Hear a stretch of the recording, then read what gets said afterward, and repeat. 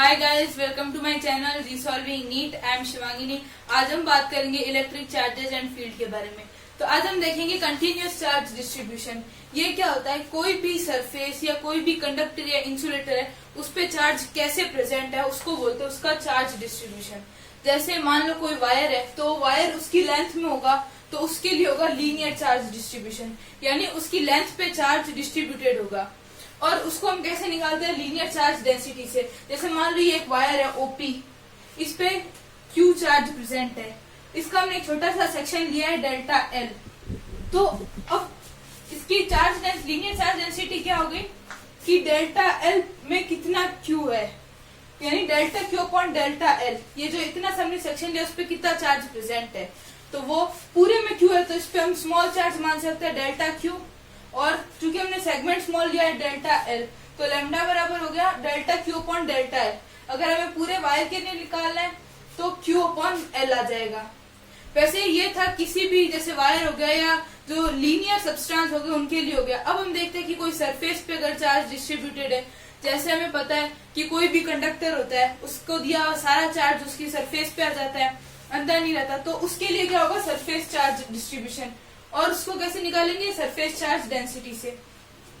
मान लो ये किसी कंडक्टर की सरफेस है, उसको हमने चार्ज दिया है क्यू, और अब वो सारा चार्ज है उसकी सरफेस पे डिस्ट्रीब्यूट हो गया। अब हमें उस चार्ज की डेंसिटी निकालनी है तो एक छोटा सा हमने एरिया ले लिया डेल्टा ए, ये एरिया ले लिया डेल्टा ए। तो अब इस डेल्टा ए में कितना चार्ज होगा, स्मॉल चार्ज होगा डेल्टा क्यू। इसको किसे डिनोट करते हैं, सिग्मा से। लीनियर चार्ज डेंसिटी को डिनोट करते हैं लैम्डा से और सरफेस चार्ज डेंसिटी को सिग्मा से। तो सिग्मा बराबर हो गया delta Q upon delta A, यानी डेल्टा ए जो स्मॉल एरिया हमने लिया है उसमें चार्ज भी स्मॉल होगा, यानी चार्ज का एक पार्ट होगा, वो हो गया delta Q upon delta A.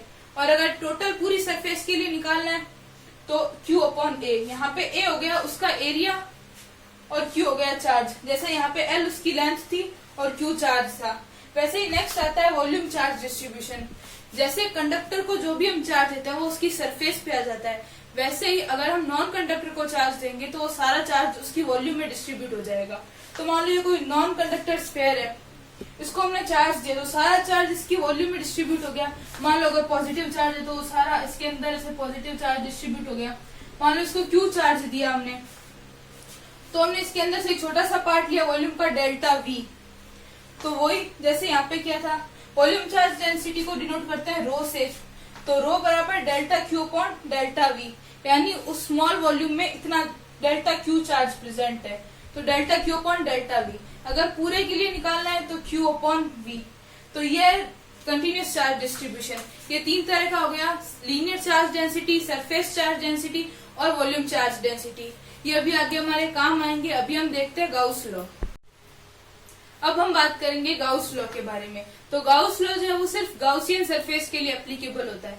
अब गाउसियन सरफेस क्या होती है, कोई भी इलेक्ट्रिक फील्ड में प्रेजेंट इमेजिनरी क्लोज सरफेस को हम बोलते हैं गाउसियन सरफेस।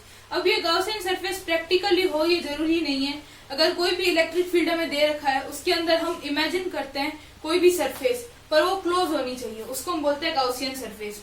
तो गाउस लॉ क्या है कि इलेक्ट्रिक फील्ड का जो टोटल फ्लक्स है उस गाउसियन सरफेस से जो रिलेटेड टोटल फ्लक्स है वो किसके रेशियो के इक्वल होगा, गाउसियन सरफेस के total charge upon permittivity of vacuum, यानी sigma q upon epsilon naught. अब चूंकि हमें पता है, हमने पढ़ा है कि k बराबर होता है 1/4 पाई एप्सिलॉन नॉट। तो एप्सिलॉन नॉट की जब हम वैल्यू निकालेंगे तो एप्सिलॉन नॉट बराबर 1/4 पाई k, ये वैल्यू हम यहाँ पे रखेंगे तो ये 4 पाई के ऊपर चला जाएगा, तो फाई बराबर क्या हो गया 4 पाई के सिग्मा क्यू। तो ये हो गया गाउस लॉ। अब हम इसको कंपेयर करते हैं इलेक्ट्रिक फ्लक्स की डेफिनेशन से हम निकालते हैं, तो कैसे निकालेंगे। अब इलेक्ट्रिक फ्लक्स की डेफिनेशन क्या थी, उससे फाई बराबर ई इंटू डेल्टा ए, हम यहाँ पे डेल्टा फाई मानते हैं, डेल्टा फाई बराबर ई डॉट डेल्टा ए। एक बार हम डॉट में ही लेके चलते हैं, यानी मल्टीप्लाई है ये ई इंटू डेल्टा ए।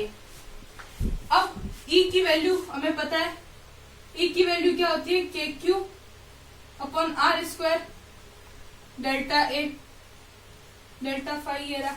अब के की हम ये वैल्यू पुट करते हैं क्योंकि हमें एप्सिलॉन नॉट निकालना है, तो एप्सिलॉन नॉट का टर्म यहाँ पे आएगा के की वैल्यू में, तो हम के की वैल्यू पुट करेंगे q upon 4 pi epsilon naught into delta ए।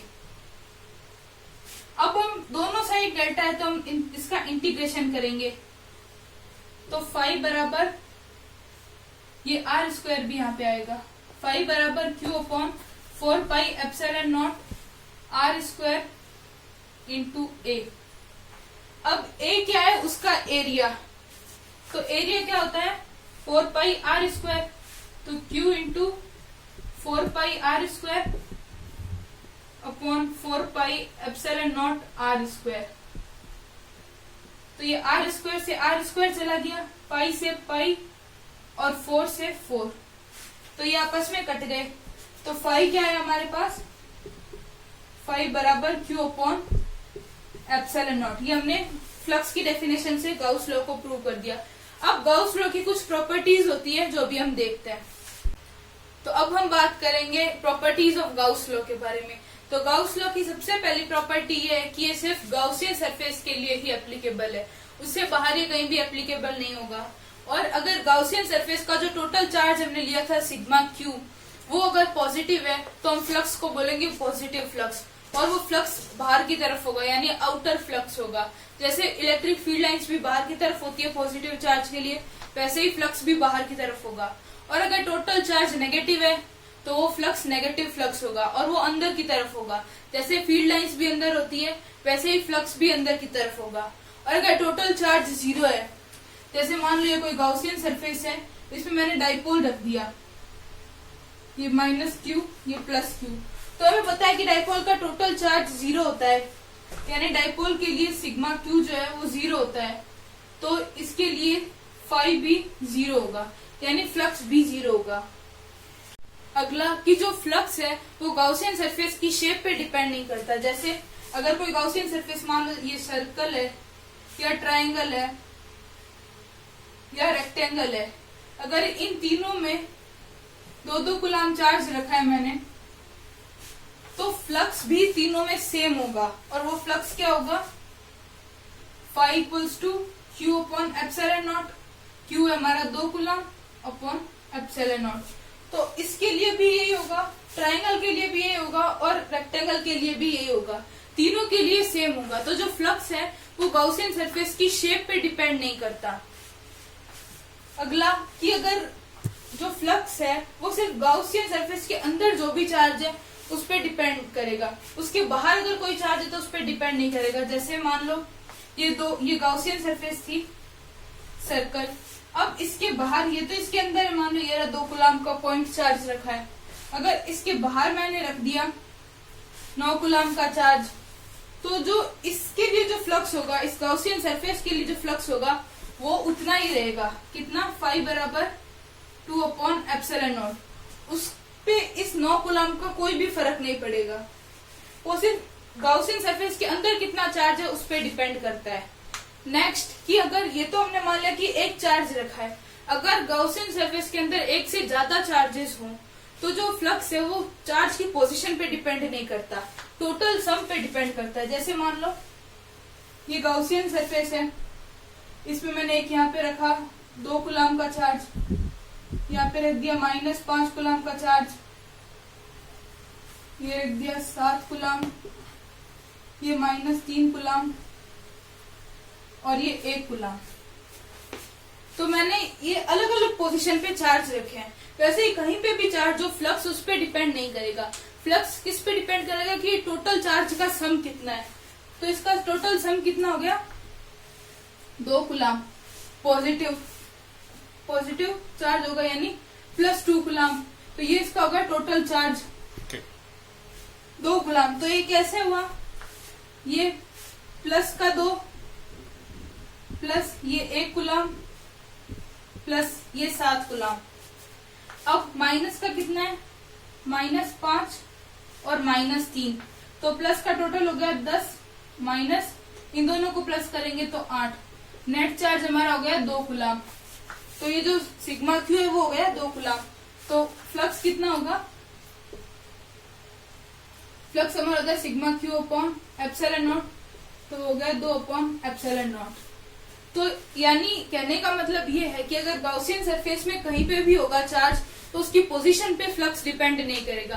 फ्लक्स सिर्फ इस पे डिपेंड करेगा कि उस चार्ज का मैग्नीट्यूड कितना है, यानी उस चार्ज की अमाउंट कितनी है।